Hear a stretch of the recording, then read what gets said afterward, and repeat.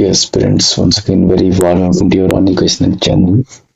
आज हम डिस्कस करने जा रहे हैं मेल रिप्रोडक्टिव सिस्टम। इसमें आप यहाँ देख सकते हैं कि यहाँ पे जो भी इम्पोर्टेंट डायग्राम्स हैं आपके वो मैं डिस्कस करने जा रहा हूँ एनसीईआरटी में। तो यहाँ पर आप इसके बारे में अगर बात करें, ठीक है, कुछ क्वेश्चन बन सकते हैं यहाँ से। ऐसे प्राइमरी सेक्स ऑर्गन जो है टेस्टिस होता है, सेकेंडरी और जो एसेसरी सेक्स ऑर्गन की बात करें इसमें एसेसरी डक्ट्स, ठीक है, और एसेसरी ग्लैंड्स आती हैं और एक्सटर्नल जेनाइट। तो जब एसेसरी डक्ट्स की बात करते हैं तो रेडी टेस्टिस, वास एफरेंस या एपिडिडमिस और वास डिफरेंस, तो इनका सीक्वेंस पूछ लेते हैं, ठीक है। जब आप इसका डायग्राम भी देख रहे हैं ध्यान से तो पहले रेडी टेस्टिस आपको दिख रहा है, फिर वास एफरेंस इनसे बनता है, ठीक है, आगे एपिडिडमिस में खुलता है और उसके बाद लास्ट में ये वास डिफरेंस की ओर जाएगा, ठीक है, स्पर्मेटोजेनेसिस की प्रोसेस में। तो ये चीज तुमको ध्यान रखनी है, इसका सीक्वेंस, ठीक है, 1 मार्क्स में जो बनता है इसमें इम्पोर्टेंट। और दूसरा जो है एसेसरी ग्लैंड्स की बात करें, इसमें सेमिनल वेसिकल है, प्रोस्टेट ग्लैंड है आपके और बल्बोइलेटरल ग्लैंड है। इनके थोड़ा सा फंक्शन को आप लोग देखिएगा, ठीक है, और एक्सटर्नल जेनाइटलिया, ठीक है। तो इतना जो डायग्राम है ये बनाना पहले सबसे बड़ी चीज है, ये आना चाहिए आपको बनाना, ठीक है। इसकी प्रैक्टिस करना, क्योंकि अगर इजी पेपर आता तो 5 नंबर में आराम से इसमें बन जाता, ठीक है। ऐसे ये जो इसके बाद नेक्स्ट जो टॉपिक बनता है इससे रिलेटेड आपका, वो बनता है आपका फीमेल रिप्रोडक्टिव सिस्टम, ठीक है। फीमेल रिप्रोडक्टिव सिस्टम की अगर बात करें तो यहाँ पर जो है, ठीक है, इसमें इतने पार्ट्स देखने को मिलेंगे। तो इस पिक्चर में अगर प्राइमरी सेक्स ऑर्गन की बात करें, ओवरी आपको पता होना चाहिए, ठीक है। सेकेंडरी में एसेसरी डक्ट्स आते हैं, इसमें भी एसेसरी ग्लैंड और जेनाइटलिया। तो जो आपका एसेसरी जो डक्ट्स हैं, ठीक है, पेयर ऑफ ओविडक्ट्स इसमें मिलेगा, यूट्रस मिलेगा, सर्विक्स है, वजाइना है, ठीक है। और जो एसेसरी ग्लैंड है मेमरी ग्लैंड, ये भी इंपॉर्टेंट डायग्राम है, इसके बाद डिस्कस करेंगे। तो एक्सटर्नल जेनाइटलिया की बात करते हैं, ठीक है। तो यहाँ पर आपसे कुछ जो लास्ट टाइम क्वेश्चन पूछे गए थे, तो पूछे गए थे nearest part of the ovary. तो नियरेस्ट पार्ट होता है आपका इनफंडिबुलम, ठीक है। जो फिंगर लाइक प्रोजेक्शन है इसको भी पूछ लेता है कभी, ये क्या है, फिमरी, इनको फिमरी कहा जाता है, इनफंडिबुलम, ठीक है। ये ध्यान रखना कि इनफंडिबुलम जो है नियरेस्ट जंक्शन होता है आपका एम्पुला का या ओवरी का, ऐसे पूछ लेता है।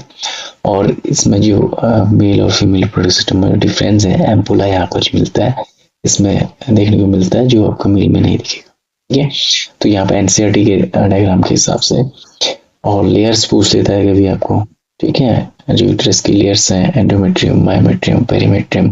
तो इसमें एंडोमेट्रियम का मेजर रोल होता है मेंस्ट्रुअल साइकिल के दौरान। ये चीजें आपको इसके फंक्शन वगैरह जो है देखने पड़ेंगे, ठीक है। बाकी डायग्राम बना दो आपको आना चाहिए। स्टमस जंक्शन है जहाँ पर आपका फर्टिलाइजेशन टेक प्लेस होता है, ठीक है, एम्पुलर जंक्शन। तो यहाँ पर इन चीजों को आपको थोड़ा सा जो है देखना पड़ेगा। यहाँ तक का कोई कंफ्यूजन नहीं होगा। अगर कोई भी प्रॉब्लम हो तो आप लोग से कमेंट्स में भी पूछ सकते हैं।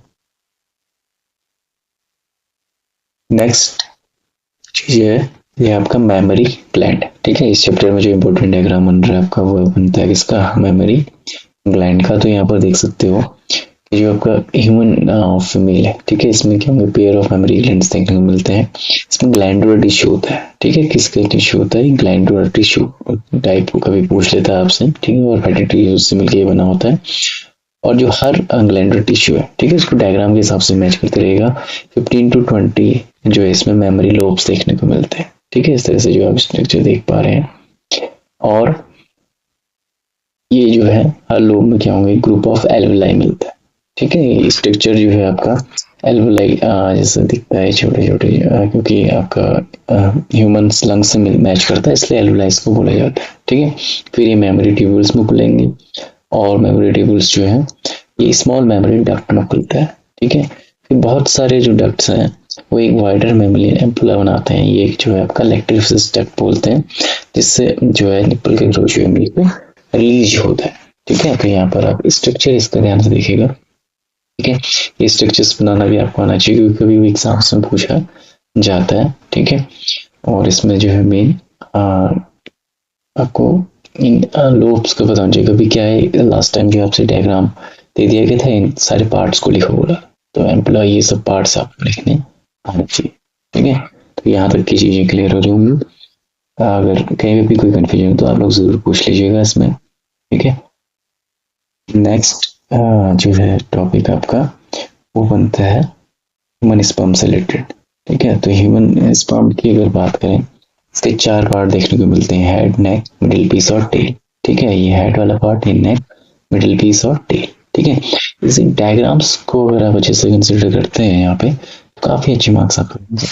ठीक है, इसमें क्या होगा कि एक प्लाज्मा मेम्ब्रेन का एनवेलप होगा। ठीक है, इसमें जो प्लाज्मा मेम्ब्रेन का एनवेलप आप पार्ट देख सकते हैं। ठीक है, इसलिए मैंने एनसीईआरटी के ये आपको लाइन वाइज भी दे दिया है यहाँ पे, ताकि कोई कंफ्यूजन न रहे। और इसमें क्या होगा, आपका हैप्लॉइड न्यूक्लियस होता है। न्यूक्लियस किस तरह का होता है वही पूछ लेता है ना। और इलोंगेटेड हैप्लॉइड न्यूक्लियस होगा। ठीक है, एंटीरियर पोर्शन जो है न्यूक्लियस का, ये इसमें क्या होगा, कैप्ड बाय एक्रोसोम। ठीक है, कैप जैसे स्ट्रक्चर देखने को मिल रहा है इसमें आपको, तो इसको बोलते हैं हम यहाँ पे। ठीक है, एक्रोसोम। ठीक है, इसका बहुत अच्छा रोल होता है इसमें। ये आप लोगों को जो है ध्यान रखना पड़ता है कि एक्रोसोम कौन से पार्ट में होता है, एंटीरियर पार्ट में होता है, हेड वाले पार्ट में होता है। ठीक है, नेक में क्या होंगे, प्रॉक्सिमल सेंट्रियोल होगा। ठीक है, ये फर्स्ट डिवीजन के लिए जरूरी होता है। ठीक है, और सेंट्रियोल क्योंकि इसमें तो मेनली सेंट्रियोल कहाँ पर मिलता है अगर ये पूछते। ठीक है, क्योंकि सेंट्रियोल है तो इस सेल डिवीजन में हेल्प करेगा, सिंपल सी बात है। ठीक है, क्लेस के टाइम पे। और मिडिल पीस में क्या हुआ है, माइटोकॉन्ड्रिया देखने को मिलते हैं। ठीक है, ये क्या करते हैं, mitochondria power house of the cell है, यानी कि एनर्जी प्रोवाइड करेंगे आपको मूवमेंट। ठीक है, टेल की मूवमेंट के लिए। और जो टेल है, ठीक है, इसमें एक्सियल फिलामेंट देखने को मिलता है। ठीक है, जो सराउंडेड रहेगा प्लाज्मा मेम्ब्रेन से घिरा रहेगा, और स्पर्म को स्विम करने में ये हेल्प करती है। ठीक है, तो ये ध्यान। ठीक है, इसमें सारे एनसीईआरटी से रिलेटेड जो है यहाँ पे से